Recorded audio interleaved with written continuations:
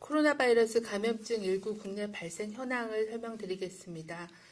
10월 12일 기준으로 국내 발생 신규 확진자는 69명이 확인되었고 해외 유입 사례는 29명이 확인되어 총 누적 확진자 수는 24,703명입니다. 위중증 환자는 조금 감소해서 87명입니다. 어제는 한 분이 추가로 사망하셨고 누적 사망자는 433명입니다. 서울 서대문구 장례식장과 관련해서는 10월 8일 날 첫 확진 환자가 발생한 이후에 접촉자 조사 과정 중에 10명이 추가로 확인되어 누적 확진자는 총 11명입니다. 경기도의 동두천시 친구 모임과 관련해서는 7명이 추가가 되어 현재는 총 15명이 확인이 되었습니다. 대전의 유성구 일가족 모임과 관련해서는 10월 10일 첫 확진자 발생한 후에 접촉자 조사를 통해 13명이 추가로 확진되어 현재까지는 총 14명입니다. 가족이 7명이 포함이 되어 있고 가족 중에 1명이 다니는 어린이집에서 7명이 확인이 되었습니다. 지난 일주간의 방역관리 상황 및 위험 요인에 대해서 설명을 드리도록 하겠습니다. 국내 발생 환자는 최근 일주간은 일일 평균 61.4명으로 직전보다는 4명 정도가 증가한 상황입니다. 직전 일주 정도는 추석 연휴가 계속 지속이 돼서 확진자 숫자가 조금 적었던 걸로 판단하고 있습니다. 최근 일주간의 사망자 규모는 조금 감소하여 10명이 발생하였습니다. 사망하신 분들의 연령대는 80대가 6명으로 가장 많았고 70대 1명, 그리고 60대 2명, 50대가 1명이었습니다. 이 중에서 기저질환이 있는 경우는 10명 모두 기저질환이 있으셨습니다. 여전히 연령대별 치명률을 보시면은 80대 어르신들은 21.4%의 치명률을 보여주고 있고 70대는 7.2%, 60대는 1.2%로 80대 이상의 어르신들에서의 치명률은 계속 높은 수준을 보여주고 있는 상황입니다.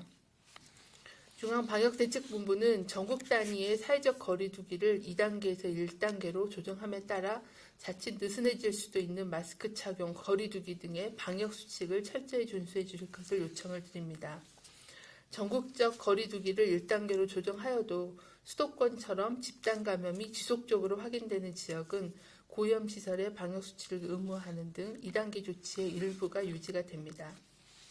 특히 불특정 다수가 이용하여 감염 확산의 우려가 있는 대중교통, 집회, 시위장, 감염 취약계층이 많은 의료기관과 요양시설 또는 보호시설 등에서는 거리두기 단계와 구분 없이 마스크 착용을 의무적으로 시행합니다. 마스크를 착용하지 않거나 올바르게 착용하지 않은 경우에 위반 당사자 및 관리 운영자에게 과태료가 부과됩니다. 이는 한 달간의 계도 기간을 거쳐서 시행될 예정입니다. 아직은 인플루엔자 주의보호를 내릴 정도의 수준의 발생은 아니지만 일부 호흡기 유증상자와 또 입원 환자 일부에서는 인플루엔자 바이러스가 확인이 되고 있는 그런 상황입니다.